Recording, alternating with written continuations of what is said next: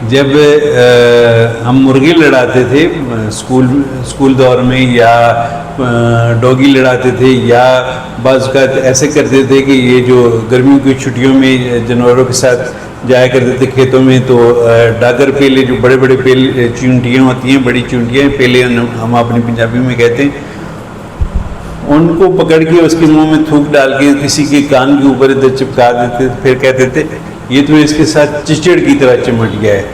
उस वक्त तो चिचड़ चिमटने की बात समझ नहीं आती थी। बाद में मेडिकल में आके पता चला कि चिचड़ किस तरह चिमट जाते हैं। जब हम ट्रॉपिकल डिजीज़ पढ़ रहे थे तो इतनी तवज्जो नहीं दी कि इतनी बीमारियां होती नहीं हैं जितना हमें पढ़ाया जाता है। हम अपनी लॉजिक्स में जस्ट बीमारियों को इतना पढ़ लिया कि बस पास कर लें, लेकिन जब प्रैक्टिकल लाइफ में आए तो 2001 में होली फैमिली में डॉक्टर फरजाना की डेथ हुई, और उस वक्त अगदा खुलाजी की CCHF Crimean Congo haemorrhagic fever से डॉक्टर फरजाना की डेथ हो गई है।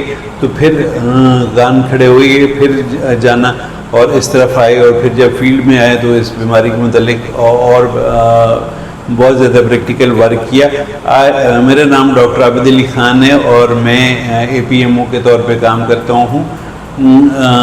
आज मैंने तय किया कि आपको भी CCHF यानी क्रिमियन कांगो हेमरेजिक फीवर के मतलब कुछ न कुछ बताऊं, जो भी मेरे पास नॉलेज है, ताकि आप लोग भी अपने प्यारों को, अपने आप को और अपने मेडिकल वर्कर्स को और मैं अपने दोस्तों को सेव कर सकूं इस बीमारी से। तो इस वीडियो में हम क्रिमियन हेमरेजिक फीवर की डेफिनेशन पढ़ेंगे, सस्पेक्ट केस, प्रोबेबल केस और कंफर्म केस के मतलब पढ़ेंगे। इसकी फैक्ट्स पढ़ेंगे, देखेंगे, इसके हिस्ट्री देखेंगे, रिस्क फैक्टर देखेंगे, इसके कौन सी वायरस के साथ होती है, क्लिनिकल फीचर्स क्या हैं और ट्रीटमेंट क्या है, और चिचड़ों से कैसे जान छुड़ा सकते हैं। ठीक है, ये इस वीडियो में हम सारी चीज़ें देखेंगे। मेरी ख्वाहिश होगी कि आप थोड़ी थोड़ी करके वीडियो एक दफ़ा ही ना देखें, बल्कि थोड़ी थोड़ी करके देखें, ताकि आपको ये चीज़ समझ आ जाए, और चिचड़ों का क्या रोल है वो भी आप देख लीजिएगा। क्रिमियन कांगो हेमरेजिक फीवर ये Africa, Balkans, Middle East, Asia, ख़ुसूसन इंडिया, पाकिस्तान, बांग्लादेश, तुर्की, इन कंट्रीज़ में बहुत ज़्यादा पाया जाता है। इसकी बुनियादी वजह जो है वो चिचड़ों के काटने से होता है, काटने की वजह बनती है, और चिचड़ों में भी स्पेशल जो हाइलोमा जीनस है उसके भी, दूसरी जीनस भी काज कर सकती हैं, दूसरी भी इसकी नस्लें जो हैं वो भी काज कर सकती हैं, लेकिन स्पेशल हाइलोमा है। तीसरा, ये डायरेक्ट टिक्स यानी चिचड़ के काटने से भी हो सकती है। गोश्त को, ताज़े गोश्त को टच करने से, खून को टच करने से, एनिमल की बाइट से भी हो सकती है, और जैसे इन्फेक्टेड पर्सन है, इन्फेक्टेड पेशेंट है, तो वो भी दूसरे इंसानों को बीमारी फैला सकता है। मोस्ट लाइकली इसमें जो है क्लिनिकली 80% कहते हैं जी क्लिनिकली, सब क्लिनिकली बीमारी रहती है, ये नहीं इसके कोई इतनी अलामात वाज़ेह नहीं होती हैं। 1 in 8 केसेस जो हैं वो सीवियर होते हैं, और 10 to 40% इसमें डेथ होती है।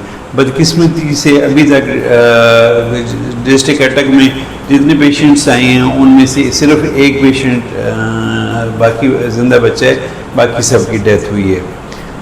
डिटेल आगे चल के मैं आपके साथ शेयर करूंगा, ज़िला अटक में कितने पेशेंट्स की डेथ हुई है या कितने पेशेंट रिपोर्ट्स हुई हैं। आगे हम इसकी हिस्ट्री देखते हैं। सबसे पहले हिस्ट्री में केस का नाम क्रिमियन कांगो हेमरेजिक फीवर क्यों पड़ा, तो सबसे पहले है क्रीमिया। क्रीमिया वो जगह है जहाँ जो यूक्रेन और रशिया के दरमियान का इलाका है, जो अब उनके दरमियान में मुतनाज़ा इलाका है, या जिसकी वजह से जंग हो रही है वो इलाका है। तो यहाँ पे 1944 में एक वायरस दरियाफ्त हुआ, जिसकी वजह से ये बुखार और इसके साथ ब्लीडिंग की अलामात आई। तो उसका नाम रखा गया क्रीमियन हेमरेजिक फीवर। लेकिन 1969 में कांगो अफ्रीका के अंदर ये मालूम हुआ कि जो वायरस क्रीमिया में पाया जाता है, वही वायरस जो है जो 1956 में कांगो में मिला था, वही वायरस यहाँ पे भी पाया जाता है।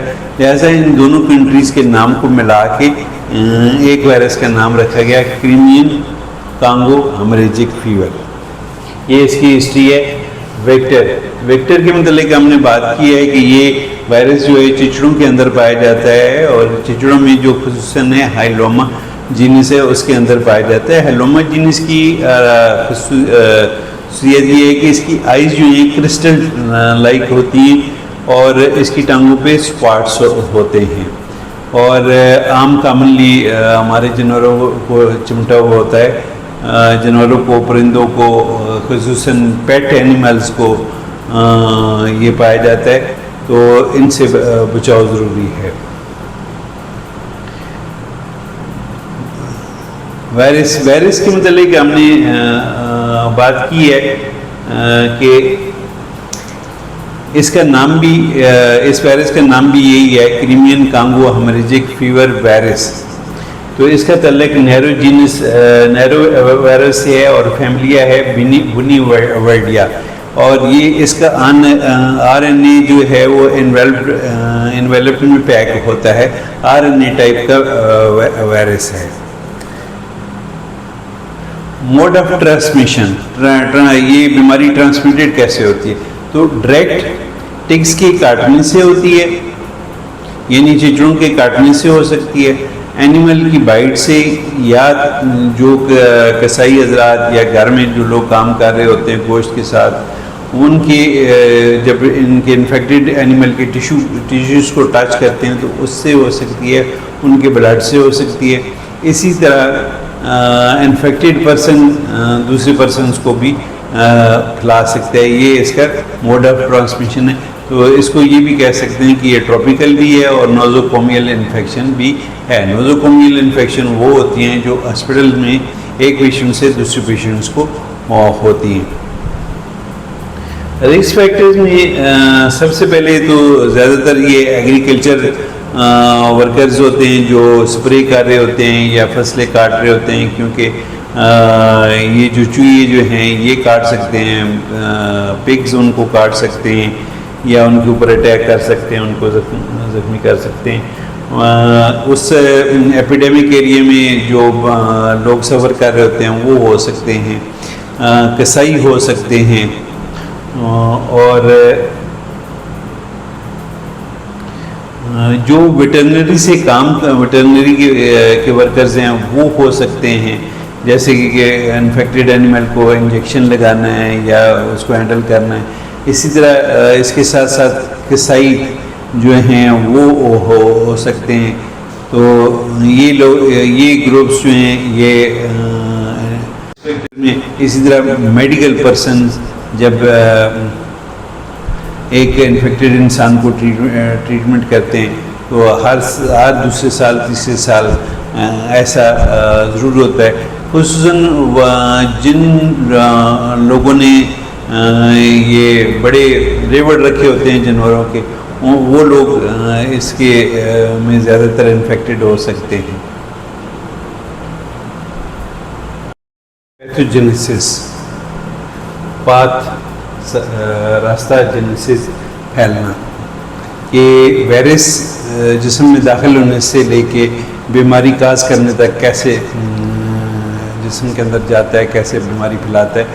तो बेसिकली वायरल फैक्टर्स और जिस्म का अपना जो इम्यून रिस्पांस है, ये दोनों मिलके एक कम्प्लेक्स बनाते हैं जो कि एंडोथेलियल सेल्स और इम्यून सेल्स को जो है इन्फेक्ट करते हैं, उनको अफेक्ट करते हैं। और डायरेक्टली जो हैं जो वायरस है ये कर सकता है इसको डैमेज एंडोथेलियल सेल्स को, जबकि इनडायरेक्टली इम्यून मेडिएटेड जो हैं वो सेल्स इम्यून सेल्स को डैमेज करते हैं, जो कि फर्दर इसको लीड करके इन्फ्लेमेशन काज करते हैं और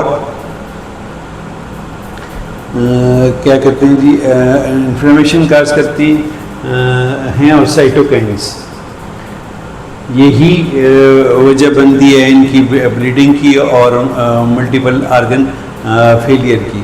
एक दफ़ा दोबारा अपने अल्फाज में बता देता हूँ कि वायरल फैक्टर और जिस्म के अपनी जो एंटीबॉडीज़ हैं ये मिलके एक कम्प्लेक्स बनाते हैं जो कि एंडोथेलियल सेल्स को और इम्यून सेल्स को रिस्पांस देते हैं। इम्यून सेल्स को रिस्पांस देते हैं, जबकि वायरस जो है वो डायरेक्टली डैमेज करता है एंडोथेलियल सेल्स को और एंडोथेलियल सेल्स जहाँ जहाँ पाए जाते हैं उनको डैमेज कर देते हैं। और जो इम्यून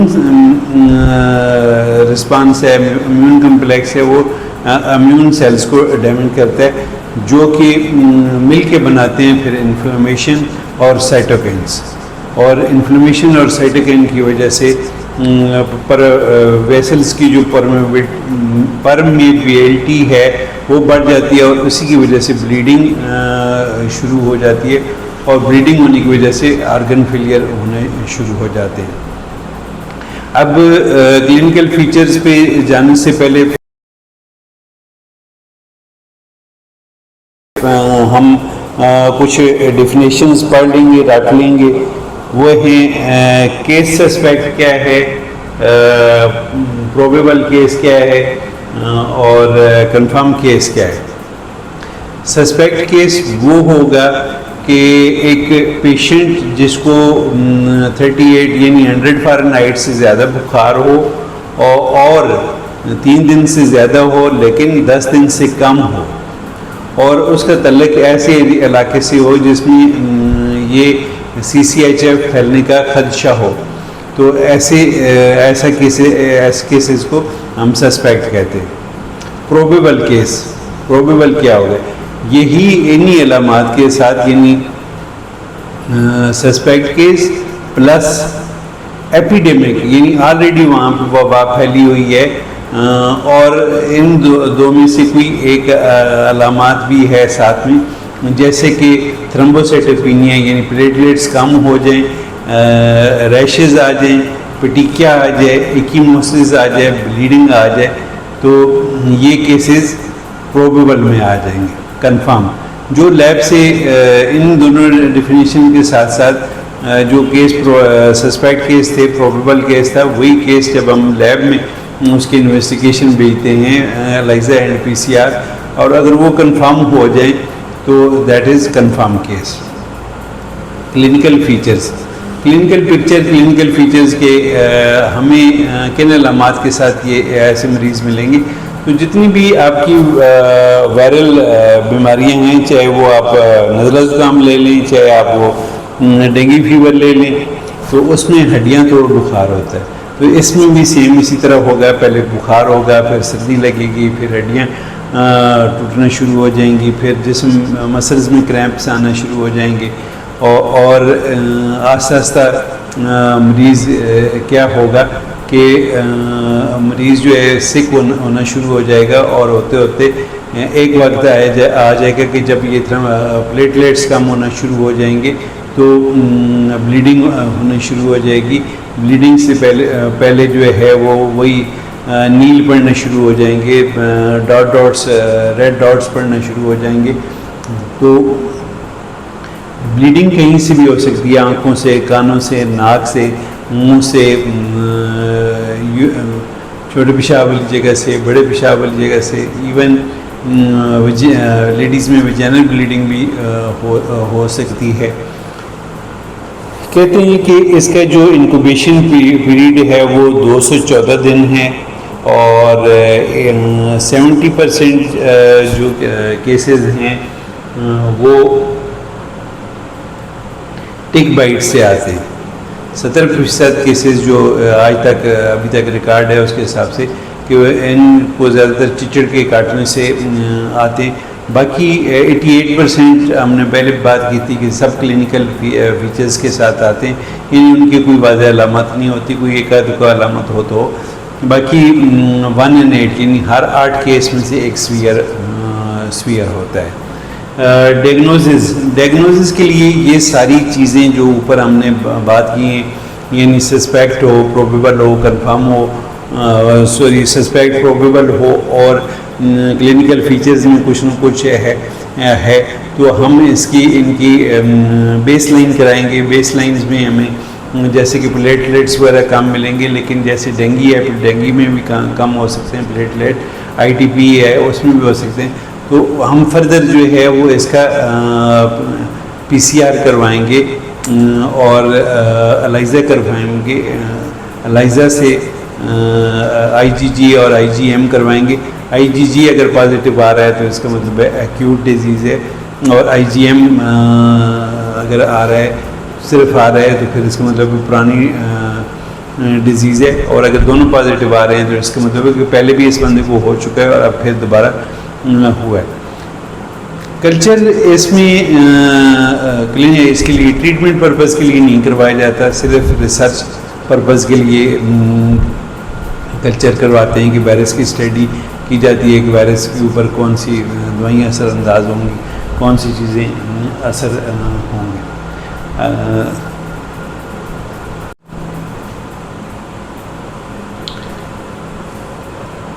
ये सब कुछ जब OPD में, इमरजेंसी में पेशेंट लैंड कर जाएगा और हमने ये सारा कुछ कर लिया, तो अब उसकी ट्रीटमेंट भी करेंगे, ख़ुद को भी बचाव करेंगे और उसका भी ट्रीटमेंट करेंगे।